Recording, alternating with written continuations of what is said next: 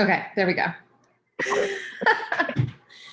I was doing a watch party on Facebook. So a little after 11 a.m. and I am joined by Brittney-Nichole. Brittney-Nichole, tell us a little bit about you and what you do. Sure. So I'm the founder of Catalyst for Change, LLC, founded about 2 years ago. And it was really a personal journey that kind of led me to start this business. I had a lot of personal unresolved issues in regards to not really understanding how my emotions and life experiences were affecting the way that I communicated, not only with other people, but with myself. And it affected my schoolwork, and it affected how I performed at my first job after college. And so I started to see all of these similar issues present themselves in the lives of other people around me. And after I had already kind of overcome that challenge, I was like, there is a significant need for this. So I started to just do more research on it. I started to speak about it, and it just kind of snowballed into what I have today. So I work with individuals and businesses to help develop their emotional intelligence and their communication skills, because all of that relates to how productive we are in our jobs, how we can recover very quickly from life challenges like we're experiencing today. And it affects our overall well-being. So I coach, consult, I do workshop facilitations and speak, and I have a book coming out in September called The EQ Deficiency. Wow. Well, and so I had the blessing to, and this is the reality of COVID-19, children in the background. So I had the blessing to meet you virtually. We were introduced, and it came at such a great time because I'm doing a lot of exploring around emotional intelligence, and especially with coronavirus and being inside and experiencing what we're experiencing, this is such a great topic, and for you to now be in my world. And so can you share a little bit about what you're feeling and how you're kind of pivoting your business to help with people like me that are trying to understand this? Yes. It's kind of a blessing and a curse with COVID-19 because people are experiencing all of these unpleasant emotions. But at the same time, I think they're also becoming aware of just how important emotional intelligence is at this moment. And for me, with the way that I've pivoted my business, I've really tried to offer workshops and seminars and mini sessions, because I understand there's a lot of restraints as far as budget and stuff goes. So I can't do these, $1,000 workshops for organizations. That's not the primary focus for people these days. So I've been doing mini sessions, $30 for 30 minutes to help develop your emotional intelligence and resiliency. And essentially what we're doing is just bringing awareness to what you're feeling. So many people feel like, I just can't experience these negative emotions. They label it as negative. First off, there's no such thing as negative emotion.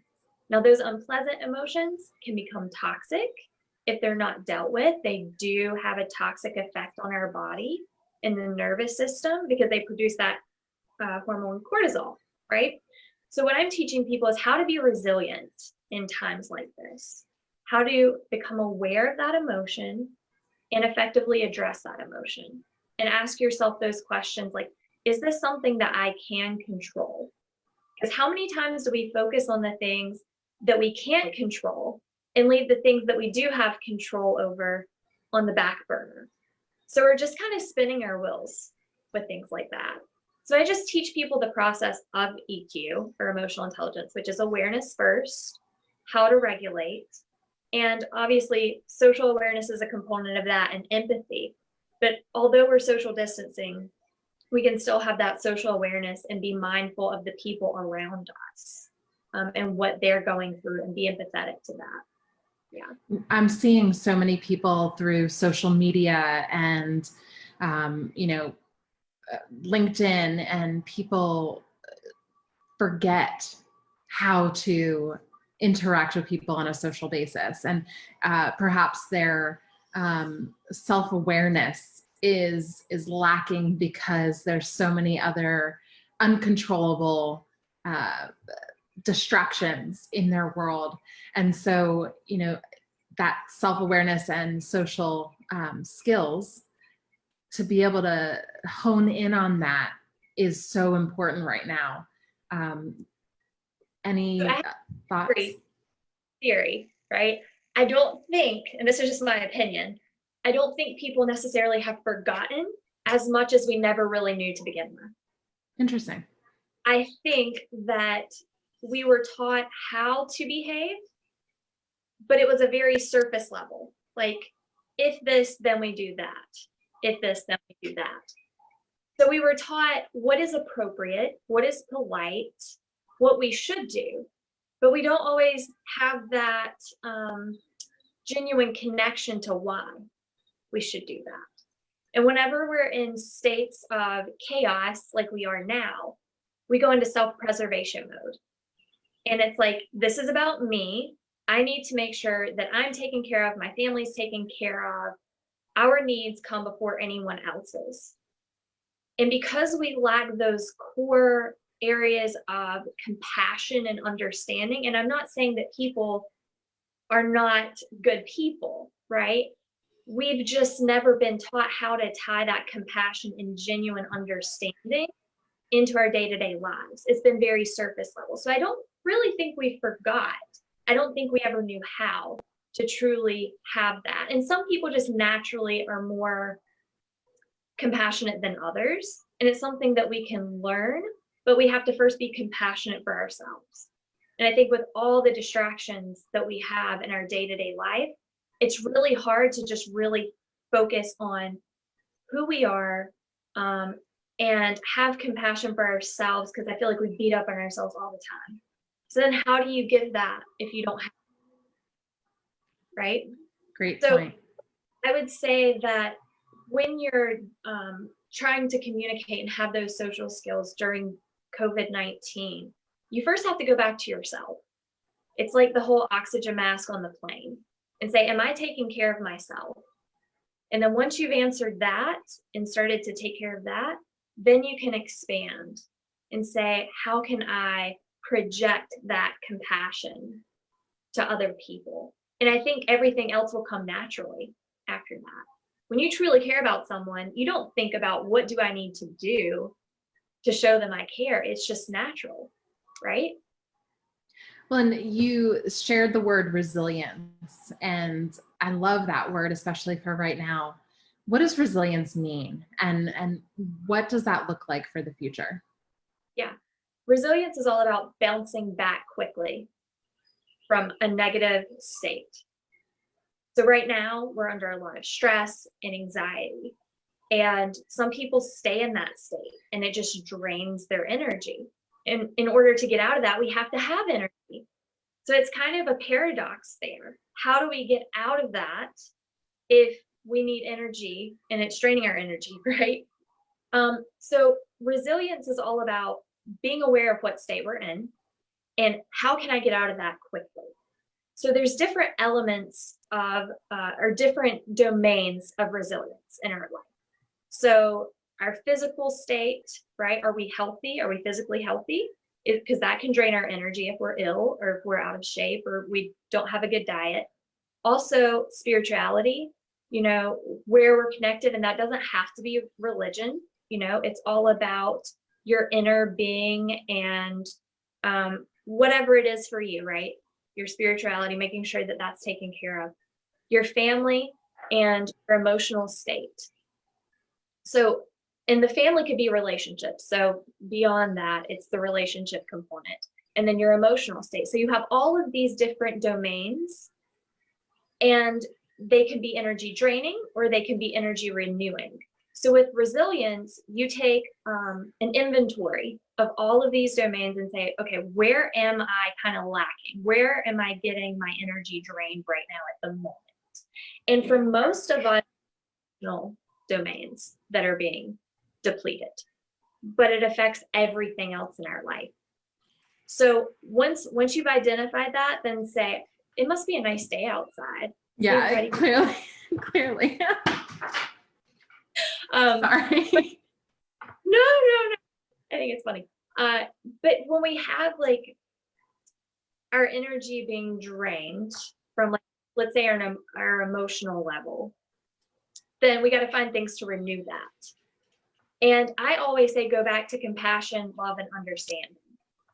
So I just went through my heart math trainer certification in March, which was the perfect timing for all of this, because the training session that I went through was resilience training. Wow. And it was all of this started to happen. And what they teach you is to find appreciation and love and compassion for something. And it doesn't have to be for the person that you're angry at the moment, right? It could be for anything. It could be for your dog. It could be for your kid. It could be for the house that you're in. Whatever it is that you are truly grateful for, focusing your energy and attention on that and really getting in that state of compassion. And I feel like that's what's lacking. We try to do stuff like meditate or listen to music, which is great. But if we're not in the right mental state, then what are we going to be thinking about when we're meditating? Our thoughts are going to keep going back to the problem or whatever we're trying not to think about, right? So what I would say with resilience is just always try to find something that's energy renewing. If that's a walk down the street, if that renews your energy, then step away for a few minutes and do that. If it's finding a quiet place in your home, like if you have children at home, if you have pets, if you have distractions, that can be very overwhelming and energy draining. So what's going to quickly renew that? Finding maybe a spot that this is your spot. Like, this is mom's spot. I'm going to be here. This is my zone. This is a no noise, no distraction area. Set boundaries for yourself, right? So whatever it is for you. Some people, it's taking a bubble bath and listening to some music. But quick things that can pull you out of that toxic state or that energy draining state and kind of renewing that. That was really well, and you had such great specific ideas around that. And especially right now, so many people are like, I just cannot imagine how I can get through this, or I cannot imagine not being distracted. You know, my family's behind me. And I said, hey guys, I'm about to go live. Move now or don't move. And clearly moving happened, and I can't control that. And it is what it is. And this is just now our normal day-to-day life. And so what I can control is my behavior and the way that I laugh this off and conduct professionalism as much as you possibly can, because this is happening everywhere. Exactly. And I think you brought up such a good point is, again, what can you control? Stop focusing on the things we can't control, right? And then put that into perspective. Is this really as big of an issue as I'm making it? We're so fortunate to live in a first world country where our biggest problem is, I don't know, we need to paint a room, or we have a kid that runs across, behind us. And we make that a big deal. And that should just tell us, wow, we've got it good if that's what we're concerned about, right? So really switching that focus, because a lot of times we're our own worst enemy. We're the biggest issue because we're the ones who are making things way more grandiose than they are, right? So it's all about perspective. Well, so once coronavirus shelters lifted and Mecklenburg County, Charlotte, North Carolina, South Carolina gets back to a state in which you can conduct your business the way that you normally would, what does that look like? What does the future look like for your business? So hopefully speaking engagements, the thing with the speaking engagements, is they book out, 3 to 6, sometimes even further in advance. So right now I'm working on getting in, for the end of the year and into 2021, which is crazy. But I really want to kind of continue to give back to the community and bring awareness about emotional intelligence. And I think that people are going to be much more receptive to hearing this now that they've experienced all of this turbulence with their emotions and like, I don't know what to do, how to control this. So I just want to kind of go out there, do some workshops, seminars, continue doing my Facebook Lives and videos, and try to get into some organizations. But I feel like that's going to take some time because they're trying to recover right now. Right. Well, and so you shared a great point. I've been watching some of your Facebook Lives. How do people plug in and enjoy the content that you are putting out? You've had some great little nuggets over the last couple of weeks. And how do they connect with you? So I'm on Facebook. I think it's just Brittney-Nichole, like Brittney-Nichole. And I'll let you put my full name in the description because nothing is spelled like you would think it's spelled. Like my first, middle, thanks mom and dad, we want you to be unique. So we're going to spell everything different. So I'm on Facebook. I also have a YouTube channel, which I plan on doing more stuff on YouTube, but I think that's also just Brittney-Nichole. And then the catalystforchange.com is my website. So the catalyst for change.com. Awesome. So I always go live on Tuesday mornings at 10 a.m. for Facebook Lives. Okay, and that's Eastern Standard Time.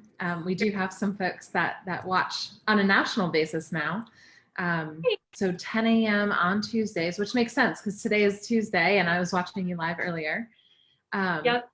And so if they wanted to email you, is there a good email address for you? Yep, Brittney-Nichole@thecatalyst.com. Okay, so and it's BRITTNEYNICHOLE. Yes. Yep. Perfect. All right. Well, is there anything else that you want to leave anybody with, the audience? If anybody has any questions, I love answering questions. I actually have a Q&A session on YouTube. So if you have questions and you would like for me to answer it on that, I would be happy to. So yeah, just send me an email, shoot me a direct message. Awesome. Well, I am grateful for your time today. I cannot wait to plug into some of your seminars and workshops in the future. And thanks for joining me. Thank you. You're Hope you have welcome. a great You too. Bye, Brittney.